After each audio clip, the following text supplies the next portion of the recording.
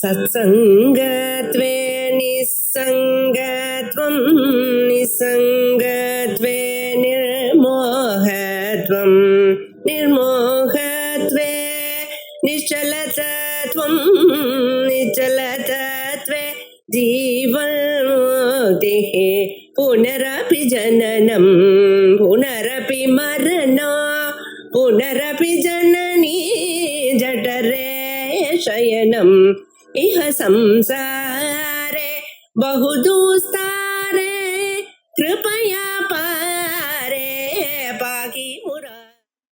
जीवः परिभ्रमयन् यातना पुंक्ते। शंकराचार्य कहता है ये जो जीव है अनेक योनि में परिभ्रमण करता हुआ अनेक प्रकार की यातना वो भुगत रहा है, लेकिन उसमें क्या होता है, चरम तत्र, चरम मानी उत्तम, उसमें सबसे श्रेष्ठ योनि जो है वो नृदेह है, ये मनुष्य देह है, श्रेष्ठ योनि मनुष्य देह है। उसमें भी क्या है, तत्र जन्म अन्वयोत्पत्ति ही, वहां पर भी जन्म कहाँ होता है, उच्च कुल में अगर हमारा जन्म होता है, मनुष्य जन्म प्राप्त करना ही विवेक चूड़ामणि में आप सब देख गए। आप देखिए कि ये मनुष्य जन्म जो है त्रिविधम दुर्लभम त्रयमेव तथा, तीन जो है वो दुर्लभ है, मनुष्यत्व, मुमुक्षुत्व, महापुरुष संश्रय। देखो ये शब्द बहुत महत्व के होते हैं, जो भी शंकराचार्य शब्द का प्रयोग करते हैं ना उसे ठीक से हमें समझना है।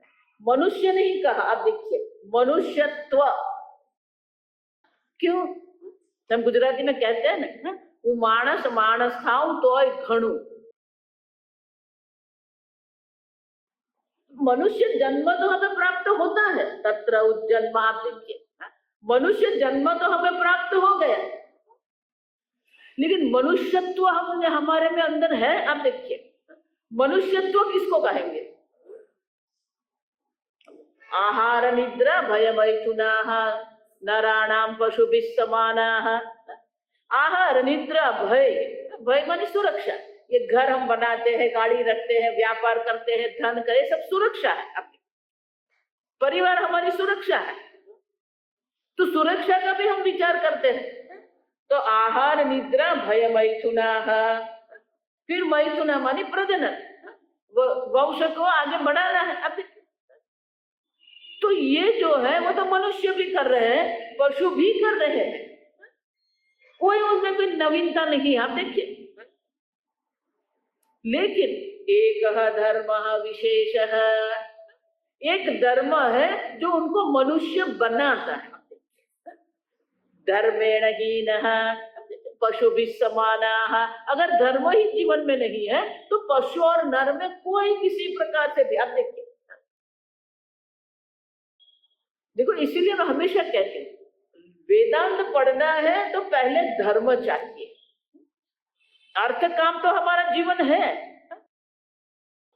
धर्मस्य ही अपवर्गस्य, भागवत में क्या कहते हैं, ये धर्म जो है, धर्म किसके लिए है, पुण्यार्थ में नहीं है, धर्म स्वर्ग की प्राप्ति के लिए नहीं है, धर्म अर्थ की प्राप्ति के लिए नहीं है, धर्म भोग के लिए नहीं है। अब इसलिए भागवत में कहते हैं धर्मस्य ही अपवर्गस्य, अपवर्ग मानी मोक्ष। आप देखिए, लेकिन मोक्ष के स्थान पर अपवर्ग कहा। संस्कृत में अगर आप ये क ख ग सीखते हैं ना, वर्णमाला जिसको कहते हैं, तो पाणिनि मुनि ने क्या किया कि वर्णमाला जो होती है पूरा याद नहीं रहे, क ख ग घ ङ च छ ज ज न त थ द ध न। अब तो अगर क ख ग घ जो ये 5 है जो कंठ से है, अब तो उसको कहते हैं क वर्ग, क से आरंभ होता है उसे कहते हैं क वर्ग। प फ ब भ म, तो प फ ब भ म प से आरंभ होता है और इसलिए उसको क्या कहते हैं, प वर्ग। अब देखिए क वर्ग, च वर्ग, ट वर्ग, त वर्ग और प वर्ग, सरल बना देते। तो प वर्ग मानी क्या है? प फ ब भ म। अब देखिए 5 हुआ ना। तो अपवर्ग, जहां ये प वर्ग नहीं है, धर्मस्य ही अपवर्गस्य, धर्म जो है वो अपवर्ग के लिए है, लेकिन अपवर्ग मानी क्या है? तो जहां ये 5 नहीं है, अब देखिए प मानी जहां पाप पुण्य नहीं है, प फ फ मानी कर्म फल जहां नहीं है। देखो ये हम प्रातः काल अध्ययन कर रहे हैं, ज्ञानी के लिए कोई फल है ही नहीं। अब देखिए भ मानी भय, म मानी मृत्यु। अब देखिए तो ब मानी बंधन, जहां पाप पुण्य नहीं है, कर्म फल नहीं है, बंधन नहीं है, भय नहीं है, मृत्यु नहीं है। एक शब्द में कहते हैं तो मोक्ष जिसको कहते हैं। अब देखिए तो धर्म किसके लिए है? मोक्ष के लिए। धर्मस्य ही अपवर्गस्य। तो बोले ये अर्थ किसके लिए है? अर्थ न तो भोगाय, ये धन भोग के लिए नहीं है। धर्मार्थ है। अब धन है तो धर्म है। आप देखिए धन ही नहीं है तो धर्म कैसे होगा? यज्ञ कैसे करेंगे, तपस्या कैसे करेंगे, यात्रा कैसे करेंगे? अब तो धन है तो फिर हम धर्म संभव है हमारे। धर्म से ही। अब तो अर्थ किसके लिए? भोग के लिए नहीं है। भोग मानी काम। आप देखिए अर्थ काम के लिए नहीं है, अर्थ धर्म के लिए है। तो बोले ये काम मानी भोग किसके लिए है? भोग किसके लिए? जीवनायतु, जीवन के, मनुष्य जीवन में हम कहते हैं खाने के लिए जीते हैं या जीने के लिए खाते हैं। तो ये भोग भी हमारे जीवन के लिए है। तो बोले जीवन किसके लिए है? जीवन किसके लिए है? मोक्ष के लिए है। हमारा जीवन तो मोक्ष ही है। तो ये मनुष्य जीवन जब हमें प्राप्त होता है तो शंकराचार्य यहाँ कहते हैं उसमें भी जन्म अन्वय उत्पत्ति ही। अब श्रेष्ठ जन्म किसको कहेंगे? जो धर्मनिष्ठ है। तो महाराज जी बहुत सुंदर कहते हैं कि धर्मनिष्ठ जीवन माने क्या है?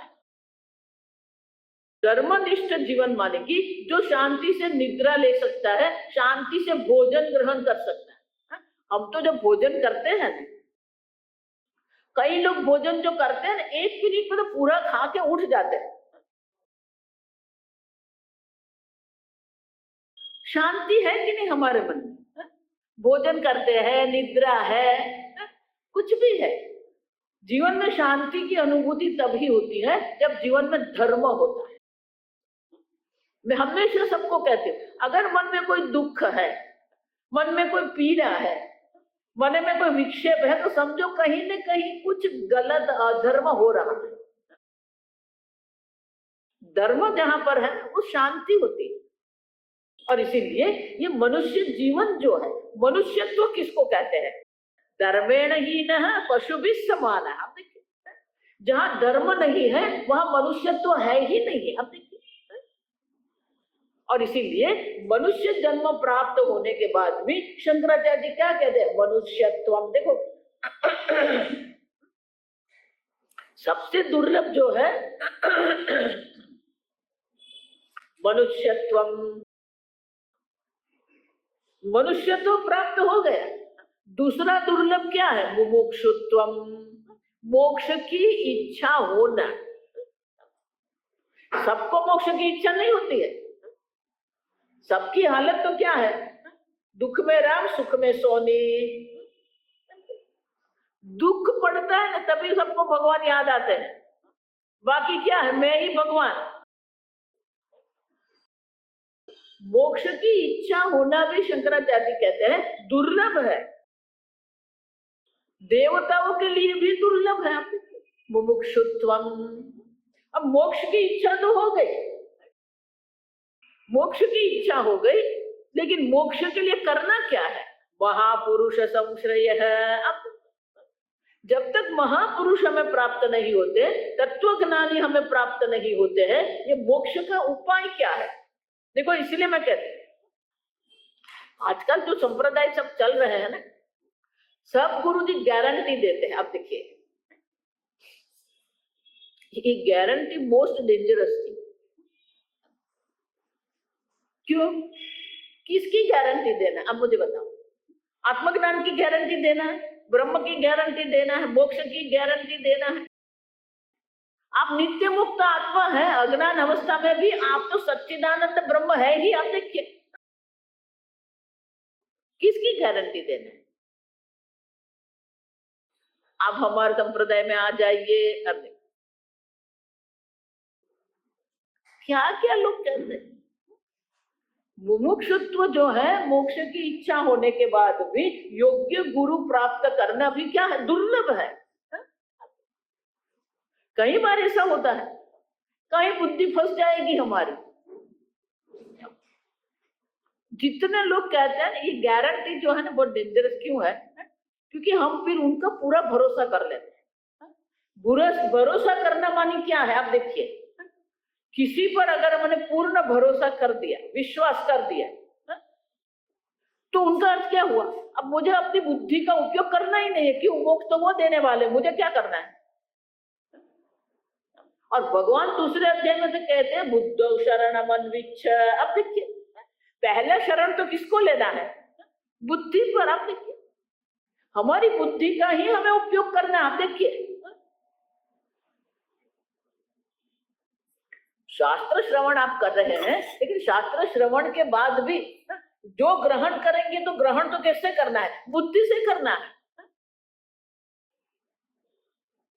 बुद्धि हमारी जो है, तो भगवान यहाँ जो कह रहे हैं, शंकराचार्य जो कह रहे हैं कि ये मुमुक्षुत्व के बाद ये महापुरुष का प्राप्ति होना। देखो, मैं सबको कहती हूँ, हम लोग इतने, हमारा प्रारब्ध, हम इतने भाग्यवान हैं अब कि पूज्य स्वामी जी का जब जन्म हुआ उस काल में ही हमारा जन्म हुआ। देखिए, और पूज्य स्वामी जी ने, देखो हम लोग गुजरात का बहुत कुछ जानते नहीं है। आप स्वामी जी की जो सिद्धि जो है, सिद्धि माने ऐसा मत माना कि ऐसे करके सिद्धि कर देंगे। स्वामी जी की जो प्रसिद्धि जो है ना, हम लोग जानते नहीं है। लेकिन स्वामी जी का अपनी जो एक सिद्धि प्रसिद्धि जो थी, उतना ही नहीं, स्वामी जी की प्रसिद्धि मुख्य तो ये है कि वो टीचर्स ऑफ द टीचर्स। आप देखिए, स्वामी जी ने अपने जैसे अनेक इतने शिष्य बनाए, आचार्य बना दिए। तो गुजरात में ही आप समझो, गुजरात में ही 55 सन्यासी है स्वामी जी की, जिन्होंने स्वामी जी के पास सन्यास दीक्षा ग्रहण की है।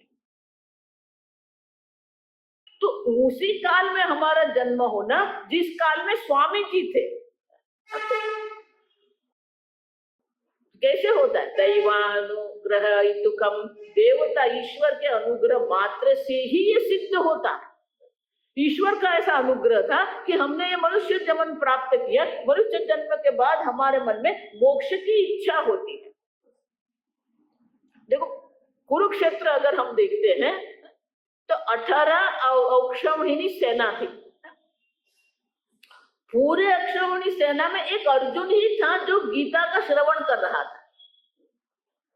युधिष्ठिर भी थे, धर्मनिष्ठ थे। आप देखिए, भीम था, भगवान का भक्त। भीष्म पितामह थे, कृपाचार्य थे। भगवान जब तक अर्जुन ने भी नहीं कहा शिष्य से हम शाधिमाम त्वाम प्रपन्नम, तो ये शिष्यत्व हमारे अंदर जागृत होना चाहिए। जब हमारे अंदर ही शिष्यत्व नहीं है तो महापुरुष जो होते हैं, महात्मा होते हैं, उसमें गुरुत्व भी नहीं होता। आप देखिए, जब अर्जुन ने कहा शिष्य से हम शाधिमाम ताम प्रपन्नम, तब भगवान गीताचार्य बने। आप देखिए, भगवान श्री कृष्ण सारथी बने थे, आचार्य नहीं बने थे। जब अर्जुन ने कहा मैं आपका शिष्य हूं, तब वो आचार्य बन गए। आप देखिए, तो आचार्य की प्राप्ति होना में क्या है? दुर्लभ है। इसलिए मैं कहती हूँ, कुंभ मेला है ना, आप एक बार कुंभ मेले में थोड़ा हुआ है, फिर आपको समझ में आएगा कि अनेक प्रकार के साधु हैं। वो भी ठीक ही है, ऐसा नहीं दोष है। क्यों? अनेक जन्म संसिद्ध है ततो याति पराम गतिम। अब वेदांत जो है वो एक जन्म की बात है ही नहीं। अनेक जन्म में हमें कितने पुण्य किए हैं, कितने महात्मा की सेवा की है, कितनी भक्ति भगवान की है, क्योंकि इस जन्म में हमें मोक्ष की इच्छा होती है। आप सब इसलिए भगवान कहते हैं नहीं ज्ञानेन सदृशम पवित्रम इह विद्यते। लेकिन ये ज्ञान होता किसके है? अनेक जन्म संसिद्ध ततो याति पराम गतिम। और इसीलिए ये मनुष्य जन्म प्राप्त होने के बाद भी तत्र उज्जन्म, उज्जन्म मानिए श्रेष्ठ जन्म है। आप देखिए अन्वय उत्पत्ति ही, अन्वय उत्पत्ति मानी कि अनेक जन्म के पुण्य से ही हमें ये मनुष्य जन्म की प्राप्ति होती है, मोक्ष की इच्छा होती है। आप देखिए, और मोक्ष की इच्छा होने से ही कुछ नहीं होता है। आप समझो, पूज्य स्वामी जी बहुत, ये जो वैज्ञानिक लोग जो संशोधन करते हैं ना, अब देखिए दो प्रकार के न्याय होते हैं। जिस प्रकार से मनुष्य चलते ना, एक कदम दूसरा कदम, एक कदम दूसरा कदम। आप देखिए, लेकिन जो मेढक होते हैं ना, मेढक ऐसे नहीं चलते, वो कूदते हैं। आप देखिए एक स्थान पर से दूसरे स्थान पर वो जाते हैं। उसको अंग्रेजी में फ्रॉग लीप कहते हैं। तो जितने भी संशोधन होते हैं ना, वो ऐसे सरल सीधा नहीं होता है, वो फ्रॉग लीप होता है। देखो हमने विद्यालय में हमने सबने अध्ययन किया, मैडम क्यूरी ने रेडियम संशोधन किया, तो उनका तो कुछ कोई और ही उद्देश्य था।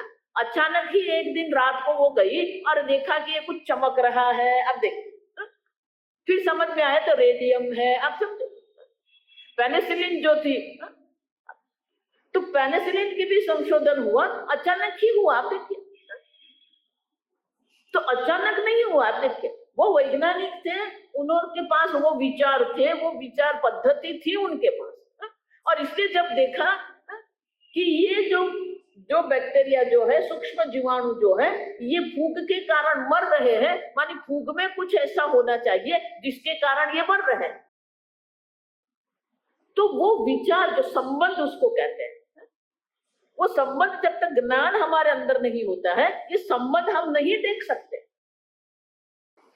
तो इसी प्रकार मुमुक्षुत्व, मोक्ष की इच्छा तो हो जाती है, लेकिन मोक्ष की इच्छा मात्र से मोक्ष की प्राप्ति नहीं होती। आप देखिए, इसलिए चतुर्विधा भजन्ते माम, भगवान वहां क्या कहते हैं? मुमुक्षु नहीं कहते, कौन सा शब्द का प्रयोग करते हैं? जिज्ञासु कहते हैं। आप देखिए, तो मुमुक्षु से हमें क्या बनना पड़ेगा? जिज्ञासु बनना पड़ता है। यही सबसे कठिन है। वैराग्य हो जाएगा, ऋषिकेश भी चले जाएंगे ना, गिरनार में भी नागा बाबा बनकर बैठ जाएंगे, लेकिन जिज्ञासु जो बनना है ना हमें, जिज्ञासु। अब देखिए, इसलिए ब्रह्म सूत्र में अर्थात तो ब्रह्म जिज्ञासा। आप देखिए क्यों? क्योंकि ये जिज्ञासु बनना पड़ेगा। और जिज्ञासु कब बनते हैं? जब गुरु के पास जाते हैं और गुरु कहते हैं कि ये मोक्ष जो है मात्र और मात्र आत्मज्ञान से प्राप्त होता है। तो आत्मज्ञान से ही ज्ञानादेव तो कैवल्यम। तो गुरु जो है वो गुरु मोक्ष को जिज्ञासु में परिवर्तित करते हैं। आप समझो, महापुरुष की क्यों आवश्यकता है? क्योंकि जब तक ये मुमुक्षु जो है वो जिज्ञासु बनना चाहिए। जिज्ञासु बनेगा तो फिर क्या होगा? आत्मावारे द्रष्टव्य, श्रोतव्य, मंतव्य, निधिध्यासितव्य है। अब देखिए, मुमुक्षु तो सब है, प्रत्येक मनुष्य मुमुक्षु है। आप समझना ठीक से, सबको दुख, किसको दुख की इच्छा है, किसको मृत्यु की इच्छा है, किसको अज्ञान की इच्छा है? बताइए, किसी को अज्ञान पसंद नहीं है। ये तीन जो होते हैं ना, मृत्यु है, अज्ञान है और दुख है, किसी को नहीं। लेकिन समस्या कहाँ रहती है? हमारे मन जो है, हमारी बुद्धि जो है, इस संसार में इतनी उलझी हुई है कि ये जो हमारी समस्या है उनको हम देखते ही नहीं। अर्जुन की भी वही हालत थी। आप समझो, लेकिन अर्जुन के मन में विवेक जागृत हुआ। नहीं प्रपश्यामि ममापनुद्यत यच्छोकमुच्छोषणमिन्द्रियाणाम। अब देखिए, शूराणाम अपि चाधिपत्यम। तो अर्जुन के मन में भी ये विवेक जागृत हुआ कि इस जगत में मेरे शोक की निवृत्ति के लिए मैं कोई उपाय समाधान नहीं देखता। अब देखिए, अपत्न समृद्ध, ये पृथ्वी भी मुझे, निशत्रु पृथ्वी का राज्य भी मुझे प्राप्त हो जाए, सुराणाम अपि च आधिपत्य, देवताओं का भी आधिपत्य मुझे प्राप्त हो जाए, लेकिन मेरे अंदर जो ये मूलभूत रूप से जो शोक पड़ा हुआ है उनका समाधान नहीं है। अब देखो, ये उनका वैराग्य, यह अमूत्र फल भोग विराग, ये अर्जुन का वैराग्य है। आप सब, तो जब तक ये वैराग्य नहीं होगा, जब तक हम ये निश्चय नहीं करेंगे कि ये जगत जो है वो हमारे मुमुक्ष मोक्ष का साधन नहीं है, तो उस प्रकार से जब हमारे मन में निश्चय होता है तब हम जिज्ञासु बनते हैं। आप देखिए, और इसीलिए ये मनुष्य जन्म प्राप्त होने के बाद भी अन्वय अन्वय माने कि ये अनेक प्रकार के जन्म के बाद, ये अन्वय माने क्रम, आप देखिए, अनेक प्रकार के जन्म प्राप्त करने के बाद हमें ये मनुष्य जन्म की प्राप्ति हुई है। और उसमें भी क्या है, स्वकुल आचार विचार है, श्रेष्ठ कुल की प्राप्ति होती है। श्रेष्ठ कुल कैसे कहेंगे, धनवान है वो श्रेष्ठ कुल है। आप देखिए, भगवान भी कहते हैं ना, अर्जुन को भी प्रश्न हुआ, जब युद्ध क्षेत्र में जब थे तब अर्जुन की आयु जो है कम से कम 80 वर्ष की थी। अब वो सोच रहा था कि भगवान ये ज्ञान की बात तो कर रहे हैं, मुझे ज्ञान होगा कि नहीं वो भी मुझे संशय है, और युद्ध करना है। वो अंदर से जानता था कि भगवान मुझे भागने देने वाले नहीं है। आप सब, उसको भले भागने की इच्छा थी, पलायनवाद उसके अंदर था, लेकिन वो जानता था कि ये कृष्ण मुझे छोड़ने वाले नहीं है। इसलिए उसने सोचा कि सामने भीष्म पितामह, द्रोणाचार्य है, कृपाचार्य है, और भगवान की अक्षौहिणी सेना थी। आप देखिए, द्वारिका की अजय सेना थी। अर्जुन जानता था कहीं ना कहीं किसी का अगर लग गया तो क्या है, ये शरीर भी छूट जाएगा। तो वो भगवान को पूछ रहा है कि अगर ये साम्य दृष्टि जो है, ये ब्रह्म ज्ञान की निष्ठा मुझे प्राप्त नहीं हुई, और अगर ये शरीर छूट गया तो हालत क्या होगी। तो भगवान क्या कहते हैं, नहीं कल्याण कृत कश्चित दुर्गतिम तात गच्छति। एक बार जिज्ञासु बन गए फिर कोई भय नहीं। भगवान कहते हैं कि एक बार जिज्ञासु बन गए और अगर ज्ञान होते पहले ही ये शरीर छूट जाएगा, तो भगवान कहते हैं उनको मनुष्य जन्म ही प्राप्त होता है। आप देखिए, तो भगवान कहते हैं अधिक से अधिक 2 जन्म होते हैं। तेतम भुक्त्वा स्वर्गलोक, पुण्य लोक को प्राप्ति करके पुनः वो क्या होगा, शुचि नाम श्रीमताम गेह योग भ्रष्टो विजायते। अगर बहुत पुण्य किया है, बहुत तपस्या की है, तो उनको स्वर्गलोक की प्राप्ति होगी, लेकिन स्वर्गलोक में जाने के बाद उनको मनुष्य जन्म अवश्य प्राप्त होगा। आप देखिए, और वो जन्म कहाँ होगा, शुचि नाम श्रीमताम गेह।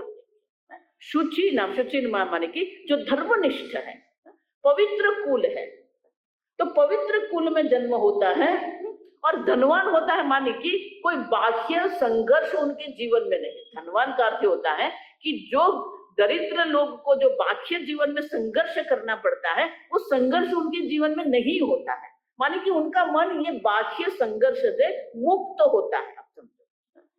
और भगवान कहते हैं अगर नहीं, माने कि बहुत कुछ ऐसे पुण्य नहीं किया है लेकिन तपस्या की है, निष्काम भाव से कर्म किया है, तो फिर क्या होगा, अथवा योगिनामेव कूले भवति।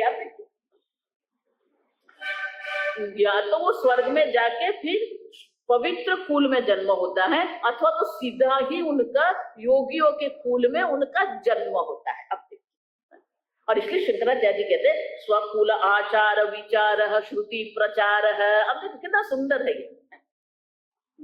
शंकराचार्य जी कहते हैं कि स्वकुल आचार विचार, हमारे कुल का आचार क्या है, हमारे कुल का विचार क्या है।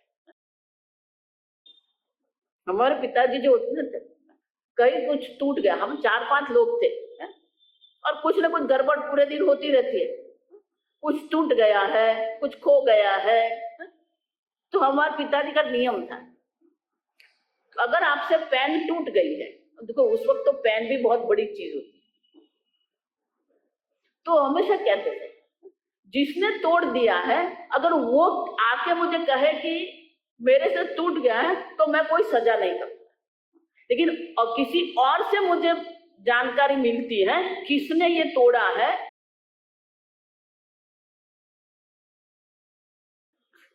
और सजा भी बहुत बड़ी करते थे। अगर माँ ने लड्डू रखे ना तो उस दिन लड्डू नहीं मिलेगा, और लड्डू नहीं मिलेगा ऐसा नहीं, माँ को कहेंगे लड्डू रखो, रखते हैं, फिर वो ले लेते, वो खा लेते थे। पहले थाली में रखते थे तो देखिए, और हम बच्चों के लिए ये बहुत बड़ी बात होती है, आप समझो उस दिन लड्डू, भले वो रोटी भी खाएंगे सब्जी भी खाएंगे, लड्डू खाना नहीं मिले, आप देखिए। तो ये धर्म के जो संस्कार होते हैं ना बहुत आवश्यक है। आप कितना भी कर लो, कितना भी दान कर लो, कितना भी यज्ञ कर लो, कितनी भी तपस्या कर लो, देखो रावण हमारे लिए दृष्टांत है, कितनी तपस्या करता था, प्रत्येक दिन वो सामवेद का गान करता था, प्रत्येक दिन पार्थिव लिंग की पूजा करता था, लेकिन एक अधर्म कर दिया और क्या हो गया, आप समझो। और इसीलिए धर्म में हमारी निष्ठा, इसलिए शंकर आचार विचार, आप देखिए आचार माने धर्म है कि नहीं, विचार माने कि हमारी विचार शुद्धि है कि नहीं। कठोपनिषद में शंकर यमराजा कहते हैं ये ब्रह्म ज्ञान किसको, सदा शुचि ही, आप देखिए सदा शुचि ही माने क्या है, नित्य निरंतर ये शुचि होनी चाहिए, शुचि माने शुद्धि। तो महर्षि वहां कहते हैं हमें 5 प्रकार की शुद्धि की आवश्यकता है, अगर हमें ब्रह्म ज्ञान प्राप्त करना है तो ये 5 प्रकार की शुद्धि होनी चाहिए। आप देखिए पहली शुद्धि है देह शुद्धि। देखो प्रातः काल ही हमने देखा हम क्या स्पर्श करते हैं, क्या भोजन करते हैं, किससे बात करते हैं, क्या सुनते हैं, अब क्या देखते हैं, अब देखिए इस सब में शुद्धि होनी चाहिए। आहार शुद्धि कहते हैं उसको, क्या कहते हैं, आहार शुद्धि कहते हैं। फिर कर्म शुद्धि, हमारे कर्म भी शुद्ध होने चाहिए, देह शुद्धि होनी चाहिए, आहार शुद्धि होनी चाहिए। फिर बहुत सुंदर कहते हैं हमारी भावना भी शुद्ध होनी चाहिए। कई बार ऐसा होता है कि हम बोलते तो है लेकिन अंदर से हमारी कोई भावना नहीं होती। सत्कर्म होने चाहिए, सद्भावना होनी चाहिए, सद्विचार होने चाहिए, ये सब होते हैं तब ये ब्रह्म ज्ञान होता है। और इसलिए कहते हैं विचार भी शुद्ध होने, देखो इसलिए भगवान कहते हैं मय्येव मन आदस्त्वा मयि बुद्धिम निवेश। देखो 2 अलग करते हैं, क्यों, मन हमारी भावना है, बुद्धि हमारे विचार है। तो भावना की भी शुद्धि होनी चाहिए, विचार की भी शुद्धि होनी चाहिए। और इसलिए शंकराचार्य कहते हैं आचार माने कि हमारे कर्म भी शुद्ध है, सत्कर्म है, भावना भी हमारी शुद्ध है, हमारे विचार भी शुद्ध होने चाहिए। श्रुति प्रचारश्च, उतना ही नहीं, देखो गुरु जी ईश्वर की कृपा होती है ना तब गुरु प्राप्त होते हैं, अब गुरु की कृपा होती है ना तो शास्त्र प्राप्त होता है। आप समझ, गुरु हमें शास्त्र, ये शास्त्र प्रमाण है और प्रमाण से ही ज्ञान होता है, वो ये जब हमारे मन में निष्ठ होता है तब हम जिज्ञासु बनते हैं। आप समझ, और इसलिए कहते हैं श्रुति प्रचारश्च। अब देखिए तो श्रुति में जो प्रचार है माने कि श्रुति में जो ज्ञान की परंपरा है वो हमें प्राप्त होनी चाहिए।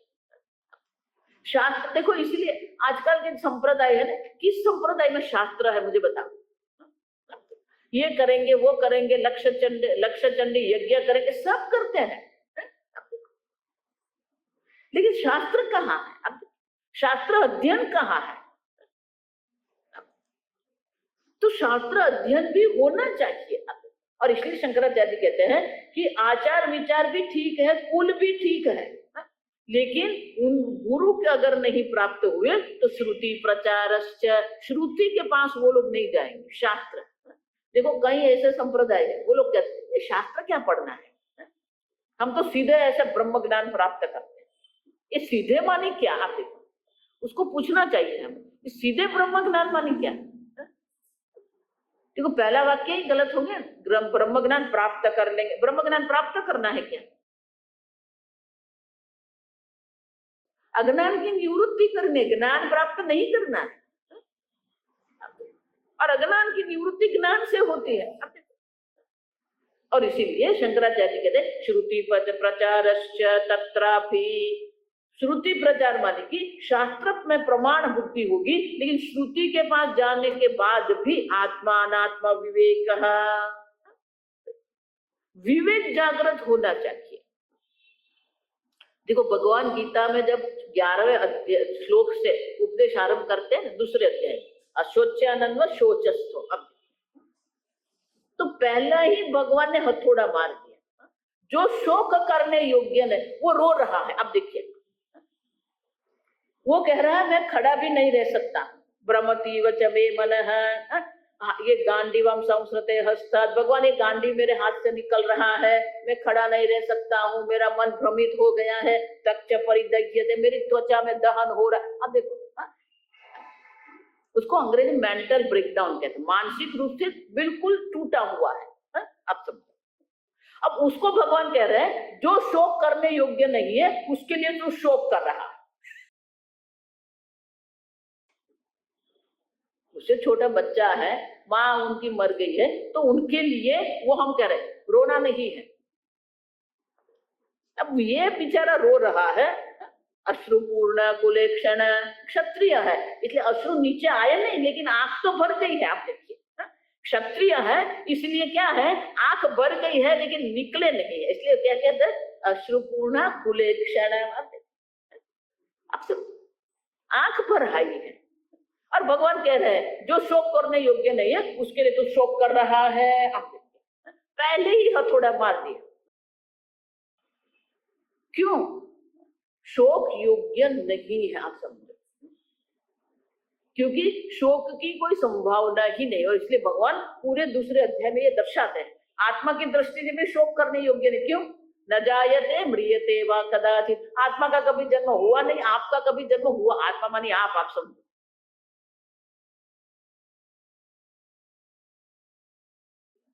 एक व्यक्ति ऐसे ही मेरे प्रवचन में आ गई, तो ये बात हो रही थी, फिर मेरे पास आया, प्रवचन हो गया, स्वामी जी ये चैतन्य चैतन्य कर दिए, चैतन्य क्या है? फिर बोले ये चैतन्य कौन है? अब बोला तू है।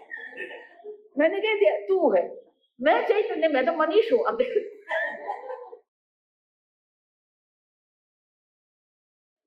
समझो, आत्मा माने आप, आपका कभी जन्म हुआ ही नहीं है। कदाचित माने क्या है, जब आप मान रहे हैं कि आपका जन्म हुआ है, आपका जन्म हुआ ही नहीं है। न जायते म्रियते वा कदाचित, अब आपकी कभी मृत्यु हुई ही नहीं है। अब देखिए, आप वो है। अब आत्मा ऐसा है तो फिर शोक किसके लिए है? न तुम सोची तुम अर्हसि, भगवान क्या कहते हैं, इसलिए अर्जुन शोक करना योग्य है ही नहीं। अगर आप मान रहे हो कि मेरा जन्म हो रहा है, तो भगवान कहते हैं अगर आत्मा का जन्म मृत्यु वाले अगर मान रहे हो फिर भी शोक करने योग्य नहीं। क्यों? जातस्य ही ध्रुवम मृत्यु ध्रुवम जन्म जन्म मृतस्य, तो ये जन्म मृत्यु तो चलता रहेगा, उसको शोक क्या करना है? धर्मस्य भी अव्यक्ष्य, देखो धर्म की दृष्टि से भी देखते हैं तो शोक करने योग्य है ही नहीं। अब देखिए, क्योंकि क्षत्रिय है और क्षत्रिय को तो धर्म युद्ध करना उनका कर्तव्य है। अब देखिए, तो धर्म की दृष्टि से भी शोक करना योग्य नहीं है। अब देखिए, अब समझे, तो उनका अर्थ क्या हुआ? शोक अयोग्य है। अब देखिए, स्वामी जी बहुत सुंदर कहते हैं कि शोक करना, दुखी होना ही अयोग्य है,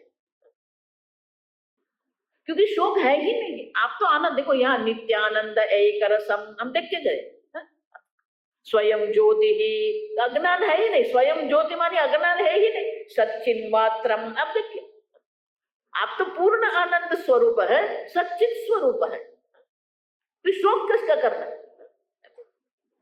तो इनका अर्थ क्या हुआ?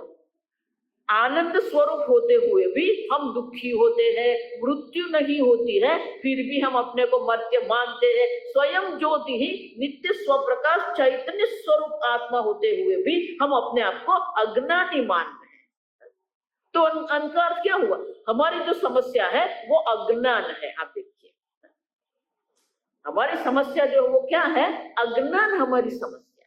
ये जगत हमारी समस्या नहीं है। और अज्ञान की निवृत्ति करनी है तो ज्ञान आवश्यक है। लेकिन ज्ञान प्राप्त करना है तो आत्मा अनात्मा विवेक आवश्यक है। आप समझे?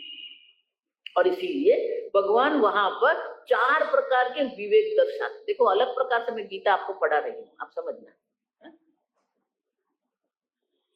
भगवान 4 प्रकार के विवेक दर्शाते। इस संपूर्ण ब्रह्म विद्या की जो यात्रा है ना, ये 4 प्रकार के विवेक है। आप देखिए, मात्रा स्पर्शास्तु कौन्तेय सुख दुख, आप देखिए, शीतोष्ण सुख दुखदा आगम अपायिना अनित्य तान तितिक्षस्व भारत। ये सुख दुख का विवेक है। पहला विवेक किसका होना चाहिए? सुख दुख का विवेक। जब सुख दुख का विवेक होता है ना, तो हमारे एक स्पष्टता होती है कि ये जगत में सुख दुख होते रहते हैं। अब देखो, शीत उष्ण होता रहता है, लेकिन वो क्या है? आने जाने वाले हैं, अनित्य है। देखो, इसलिए मैंने कहा ना, घर पर रखना, ये भी नहीं रहेगा। सुख आ रहा है, ये भी नहीं रहेगा। दुख आ रहा है, ये भी नहीं रहेगा। अब देखिए, माता जी वो हमारी वो चाची आई है, दिमाग चाट जाती है, ये भी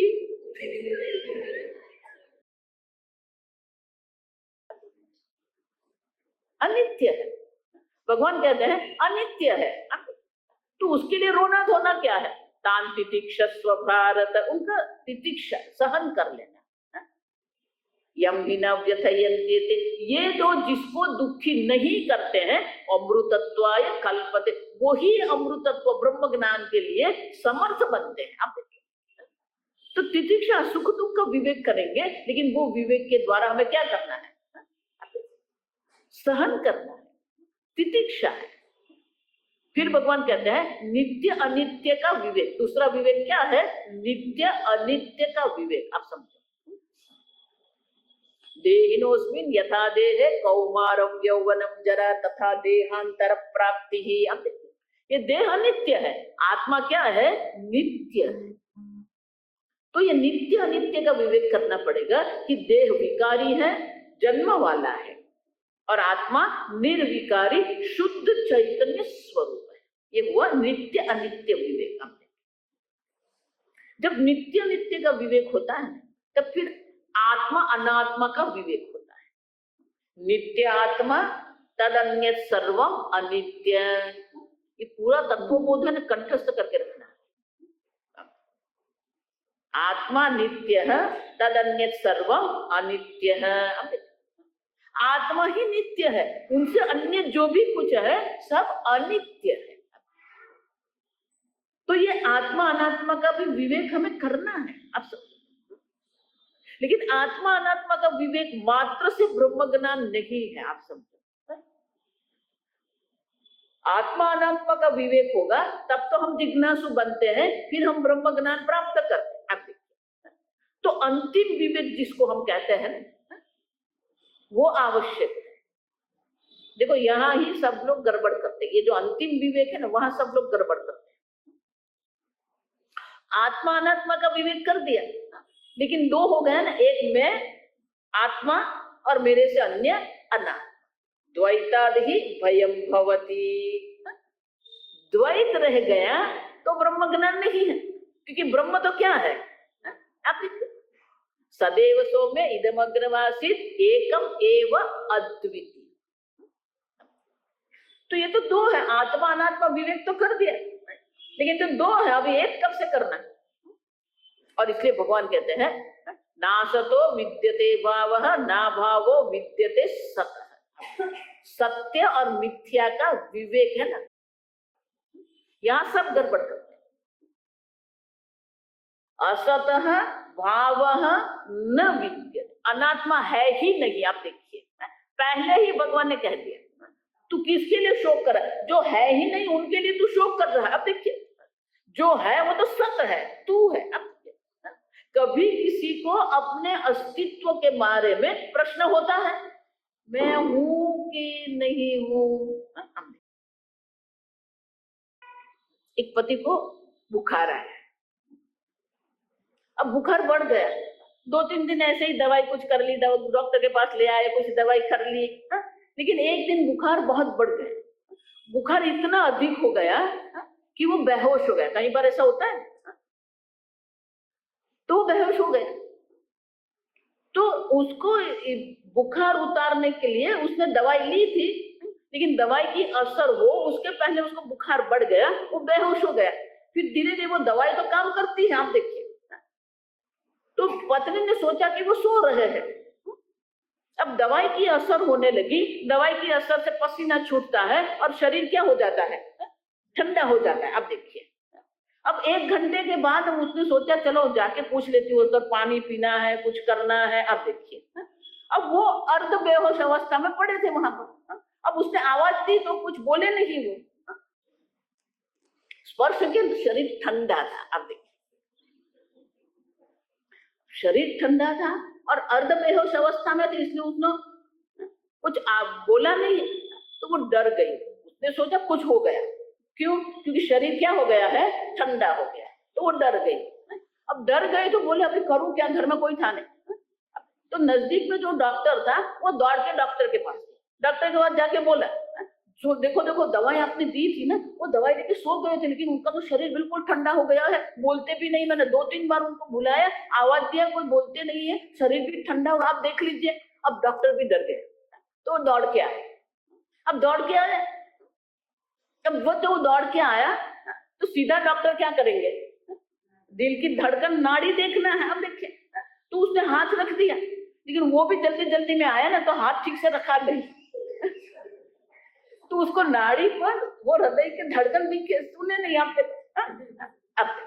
अब जब ये क्या हो गया, वो अर्धबेहोश, लेकिन कभी गर्म स्पर्श होता है तो हम सजाग हो जाते हैं, सभान हो जाते हैं। तो जैसे ही वो शरीर उसने दबाया ना हाथ ऐसे, तो उसको सभानता आ गई। अब देखिए, अभी सो रहा था, अब जब वो धड़कन नहीं सुनाई दी, स्पर्श से अनुभव नहीं हुआ, तो उसने बोला कि मेरे ख्याल से वो गए। अब वो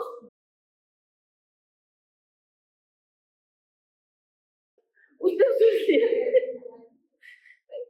तो उसने बोल दिया नहीं नहीं मैं हूं ना।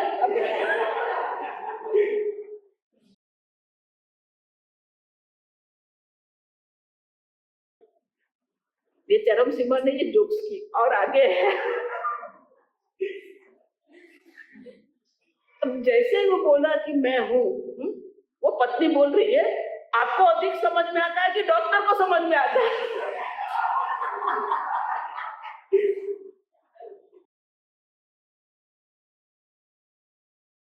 अब अभी देखिए, मैं हूं कि नहीं हूं, डॉक्टर कहता है कि आप कहते हो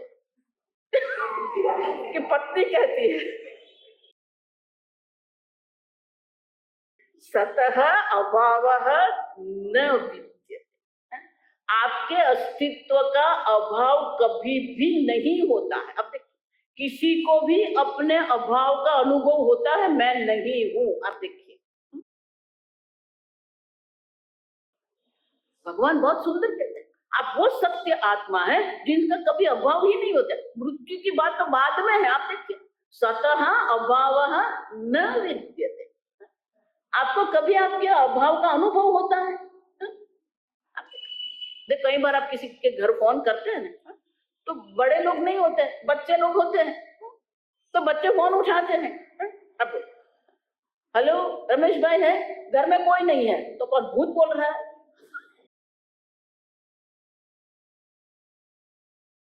लक्षण है, लक्षण माने कि कोई बड़े घर में नहीं है, हम बच्चे लोग ही हैं। तो मैं नहीं हूं किसी को भी अनुभव होता है क्या? दो बात हुई ना, जो सत्य है, जो आत्मा है, उनका अभाव का अनुभव होता ही नहीं है, और जो असत है उनका अस्तित्व ही नहीं है। तो दुख का कारण क्या है?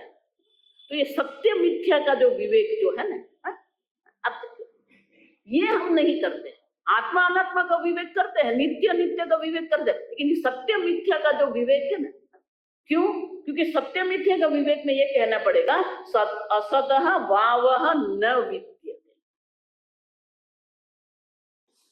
जब तक हमारी दृष्टि घड़े पर है ना, घड़ा है, आप देखिए, लेकिन जब हमारी दृष्टि मिट्टी पर जाती है फिर क्या कहेंगे? मृत्तिकेतेव सत्यम। आप देखिए, सत्य तो मृत्तिका है, मिट्टी है।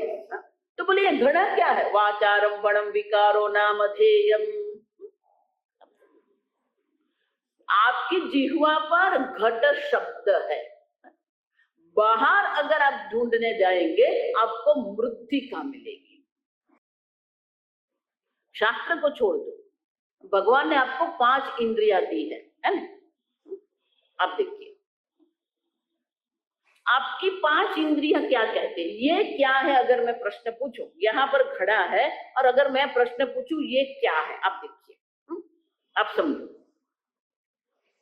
घड़े लेने जाते हैं तो क्या करते हैं? टकोरा करते हैं। अब क्यों करते हैं?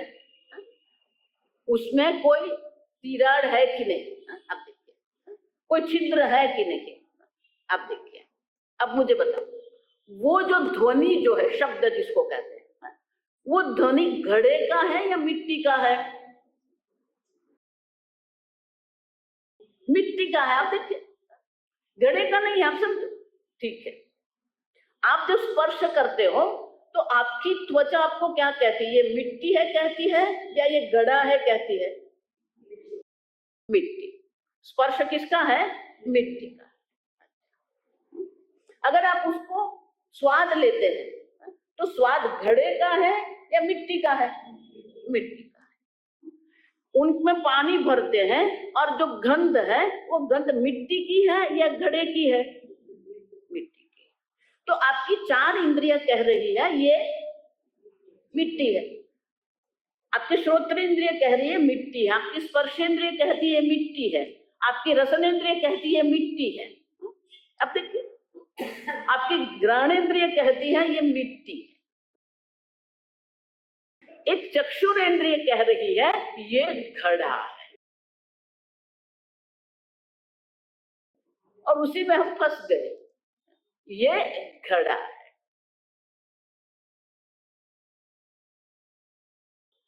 लेकिन घड़ा कहां पर है? वाचारंभणम। आपकी वाणी पर घड़ा शब्द है, बाहर आप देखेंगे वो मिट्टी, मृत्तिकेतेव सत्य।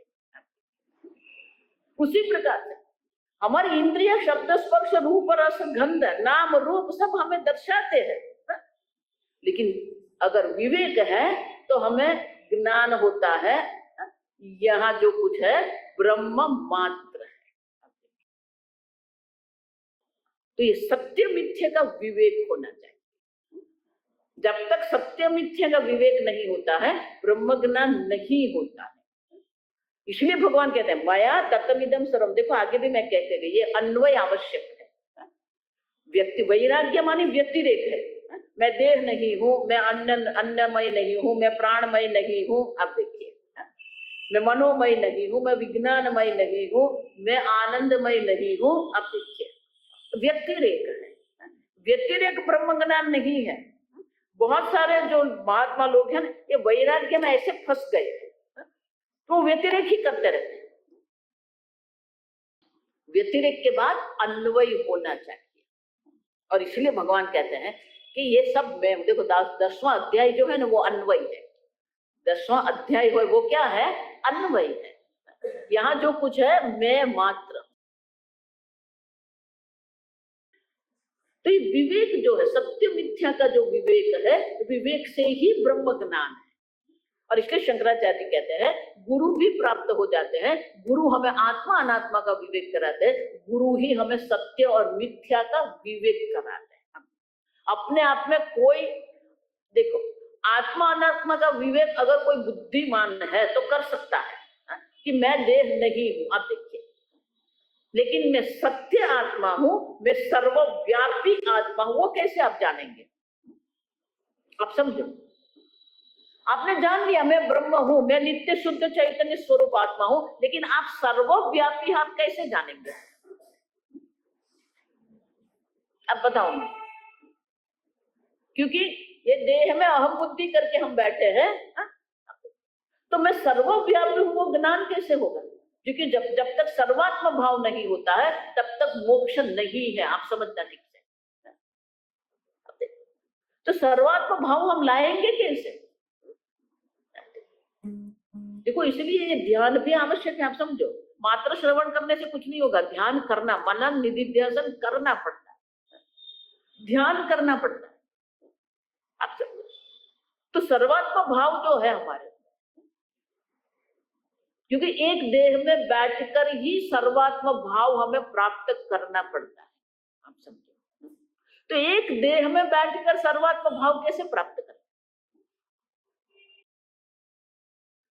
और इसीलिए ये विवेक जागृत करने के बाद ये सत्य मिथ्या का विवेक करते हैं, तो मिथ्या का जो विवेक हुआ, लेकिन वो मिथ्या है वो क्या है? आप देखिए, घड़ा जिसको हम कहते हैं, अब ठीक से समझो, तो जिसको हमने घड़ा कहा है, तो शास्त्र क्या कहते हैं?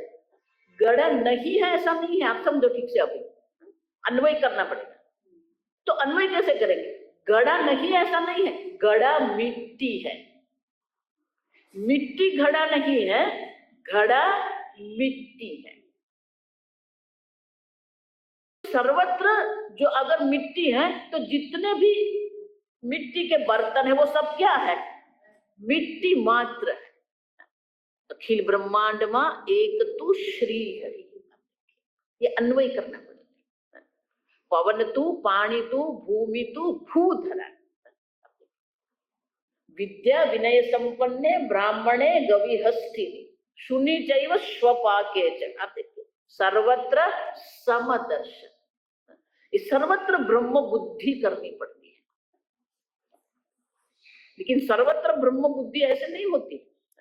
क्यों? क्योंकि हमारे मन में जो कामना है, हमारे मन में जो राग द्वेष है, हमारे जो संस्कार जो पड़े हुए हैं, और इसीलिए ये सत्य और मिथ्या विवेक जितना होता रहेगा उतनी ये ब्रह्म बुद्धि हमारी बैठ जाएगी। महाराज बहुत सुंदर कहते हैं, एक देह में बैठकर जो बोल रहा है ना मैं ब्रह्म हूं, वो कच्चा वेदांती है, ऐसा कहते हैं। क्योंकि आप ब्रह्म नहीं है, यहां जो कुछ है सब ब्रह्म है। तो सर्वत्र ब्रह्म बुद्धि होनी चाहिए। और इसीलिए शंकराचार्य जी बहुत सुंदर कहते हैं कि ये सर्वत्र बुद्धि करनी है हमें, और जब तक सर्वत्र बुद्धि नहीं होगी तब तक ये मोक्ष की संभावना नहीं है। आगे हम कल देखेंगे। ओम स्वस्ति प्रजाभ्यः परिपालयन्तां न्यायेन मार्गेण महीं महिषाः गोब्राह्मणेभ्यः शुभमस्तु नित्यं लोकाः समस्ताः सुखिनो भवन्तु काले वर्षतु पर्जन्यः पृथिवी सस्यशालिनी देशोऽयं क्षोभरहितः ब्राह्मणाः